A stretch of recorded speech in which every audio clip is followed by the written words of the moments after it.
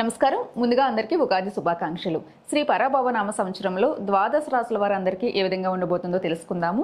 తెలియజేయడానికి మనతో ఉన్నారు ప్రముఖ ఆధ్యాత్మికవేత్త, జ్యోతిష్య మరియు వాస్తు పండితులు, జ్యోతిష్య రత్న బిరుదాంకితులు శ్రీమతి డాక్టర్ సోరంపూడి భానుకోటేశ్వరి అమ్మ ఉన్నారు. మాట్లాడదాం. నమస్కారం అమ్మ.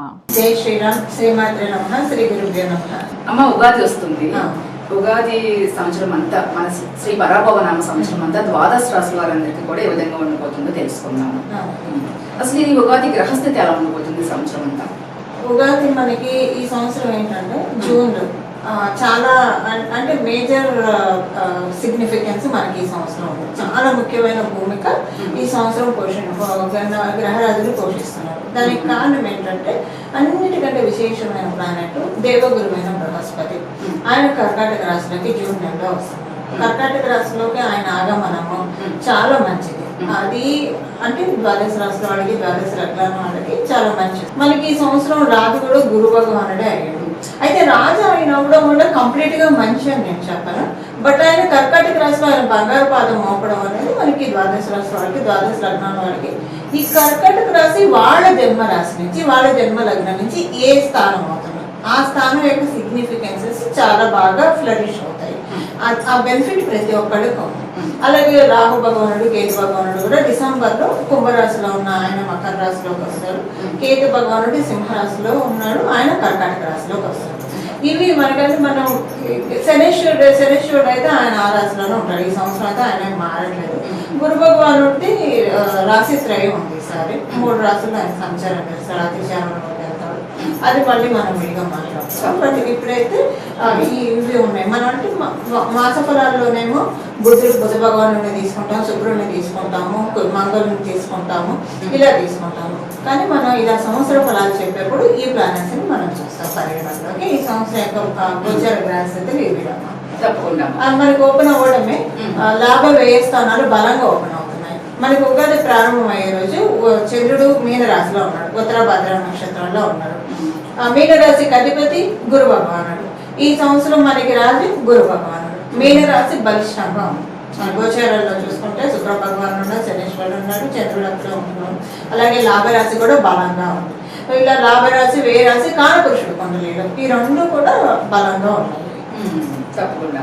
శ్రీ పరాభవనామ సంవత్సరంలో మకర రాశి వారందరికీ ఏ విధంగా ఉంటుంది? మకర రాశి, మకర లగ్నంలో పెట్టిన వాళ్ళందరికీ కూడా ఈ సంవత్సరం జూన్ నుంచి వివాహ ప్రయత్నాలు చేయాలనుకున్న వాళ్ళకి మంచి శుభ సమయం. అలాగే జూన్ తర్వాత, ఈ సంవత్సరం జూన్ తర్వాత నుంచి ఎవరైనా సరే వైవాహిక జీవితంలో ఏదైనా ఇబ్బందులు ఉంటే వాటి నుంచి బయటపడతారు. వీళ్ళ లైఫ్ పార్ట్నర్ ఎవరైతే ఉంటారో వాళ్ళు వృత్తి వ్యాపారాల్లో బాగా రాణిస్తారు. అది వాళ్ళు వ్యాపారం చేస్తున్నా, ఉద్యోగంలో ఉన్నా. అలాగే మకర రాశిలో పుట్టిన వ్యాపారస్తులందరికీ కూడా చాలా మంచి సమయం. ఈ మకర రాశిలో పుట్టిన వాళ్ళకి ఏంటంటే లాభస్థానం చాలా బలంగా ఉండడం వల్ల వీళ్ళకి ఎల్డర్ సిబ్లింగ్స్ ఉంటాయి, అక్కలు అన్నలు ఉంటాయి కనుక వాళ్ళతోటి రిలేషన్ బాగుంటుంది.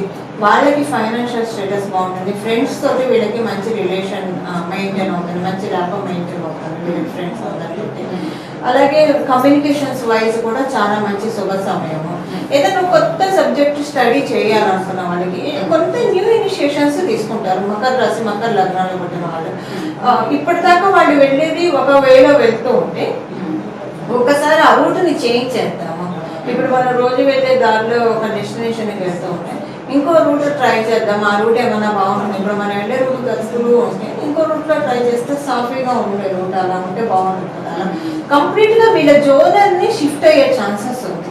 వీళ్ళు ఏదైతే జోనర్లో ఉన్నారో వాళ్ళకి జోనర్ని, ఆ జోనర్ నుంచి వేరే జోనర్కి షిఫ్ట్ అయ్యి ఇప్పుడు హాయిగా ఉంది, ప్రశాంతంగా ఉంది అని అనుకోవడానికి ఛాన్సెస్ ఎక్కువగా ఉన్నాయి. ఎక్కడో ఒక 10%, ఇప్పుడు మనం ఏది జడ్జిమెంటల్గా చెప్పాలి, ఒక 10% వాళ్ళ జోనర్లో వాళ్ళు కంటిన్యూ అవుతారు. బట్ జోనర్ షిఫ్ట్ అయిన వాళ్ళకి చాలా బాగా ఉంటుంది. వీళ్ళు అనుకోకుండానే వాళ్ళేం ప్లాన్ చేయరు, అది ఆటోమేటిక్గా జరుగుతుంది. షిఫ్ట్ అయ్యాక వాళ్ళకి చాలా ప్రశాంతత అనిపిస్తుంది. సో కాంపిటేటివ్ ఎగ్జామ్స్ రాసే వాళ్ళకి అందరికీ కూడా చక్కగా ఉంటుంది. ఆరోగ్యం బాగా ఉంటుంది. జీవకర్కుడైన బృహస్పతి సప్తమ దృష్టితో వీళ్ళని వీక్షించడమే వీళ్ళకి ఆరోగ్యం బాగా ఉంటుంది. మానసిక ఆరోగ్యం బాగోలేదు. గత కొన్నాళ్ళ నుంచి 2025లో అయితే వీళ్ళకి అస్సలు బాగా మానసిక ఆరోగ్యం. మరి ఆరోగ్యం మానసిక ఆరోగ్యం ఇవ్వాలంటే మామూలుగా మనం హెల్తీ ఫుడ్ తీసుకుంటాం. వీళ్ళున్న జోనర్, వీళ్ళు చేస్తున్న వృత్తి వ్యాపారం అదే వీళ్ళకి మానసిక ఆరోగ్యానికి ఇబ్బంది పెడుతూ ఉంటే దాన్ని మారుస్తారు గురు భగవానుడు. మార్చి అప్పుడు ఆరోగ్యాన్ని ఇస్తారు. ఆరోగ్యం ఇవ్వడం అంటే అది మాత్రం ఆరోగ్యం వస్తుంది. బాగానే ఉందమ్మ. అమ్మ, ఈ రాశి వారు ఎలాంటి పరిహారాలు చేసుకుంటే మంచిది?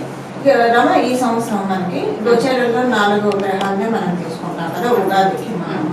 ఇప్పుడు శనేశ్వరుడు ఇప్పుడు ఈ రాశులు వచ్చినప్పుడు అంటే ఉచ్చక్షేత్రానికి వచ్చినప్పుడు, స్వక్షేత్రానికి వచ్చినప్పుడు కామన్ రెమెడీస్ చేసుకుంటే సరిపోతుంది. ద్వాదశ రాశి వాళ్ళు ద్వాదశ లగ్నాలు. ఇప్పుడు శనేశ్వరుడు మకర రాశిలో ఉన్నాడు, మీన రాశిలో ఉన్నాడు కదా, అంతకుముందు ఆయన కుంభరాశిలో ఉన్నప్పుడు కూడా ద్వాదశ రాశి వాళ్ళకి, ద్వాదశ లగ్నాల వాళ్ళకి ఒక రెమెడీనే సరిపోతుంది. ఇప్పుడు ఈ పాయింట్ ఎందుకు చెప్తున్నానంటే బృహస్పతి, దేవగురువైన బృహస్పతి కర్కాటక రాశిలో వస్తున్నాడు కాబట్టి ఆయనకు సంబంధించి చేసుకుంటే మామూలుగా కూడా మనకి పరాశర సంహిత ఏం చెప్తున్నట్టేనమ్మా, జన్మజాతకంలో ఏ గ్రహం ఎలాగన్నా ఉండనియండి, ఒక గురుబలం ఉంటే వాళ్ళు కొండ చర్యల మీద ఉండి పడిపోయే ఇదిలో ఉన్నా సరే ఏదో ఒక శక్తి వచ్చి వాళ్ళని కాపాడేస్తాను. ఇప్పుడు చూడండి, లైఫ్లో అన్ని కష్టాలు చుట్టుముట్టినప్పుడు ఏదో ఒక చిన్న ఇది దొరుకుతుంది, ఒక దారం దొరుకుతుంది, బయటపడిపోతారు. ఒక్కోసారి కష్టాలు చుట్టుముట్టే కూడా భగవంతుడు వాళ్ళని దాంట్లోంచి ఈశ్వరుడు లాగేసి వాళ్ళకి ఒక అద్భుతమైన పాత్రను కూడా చూపిస్తారు. అది గురుబలం ఉన్న వాళ్ళకి సాధ్యమవుతుంది. ఇప్పుడు గురుబలం గోచారంలో తటస్థిస్తూ ఉంది. గోచారంలో ఉన్న ఈ గురుబలము ప్రతి ఒక్కళ్ళు కూడా ద్వాదశ రాశి వాళ్ళు, ద్వాదశ లగ్నం వాళ్ళు దీన్ని పెంపొందించుకోవచ్చు. వాళ్ళ జన్మజాతకంలో ఉందా, ఇప్పుడు పెంచుకుంటే ఇంకా బాగుంటుంది. వాళ్ళ జన్మజాతకంలో లేకపోతే ఇప్పుడు తెచ్చుకోవడానికి ఇది సరైన సమయం. ఇప్పుడు మనం ఏం చేసుకోవాలో చూద్దాము.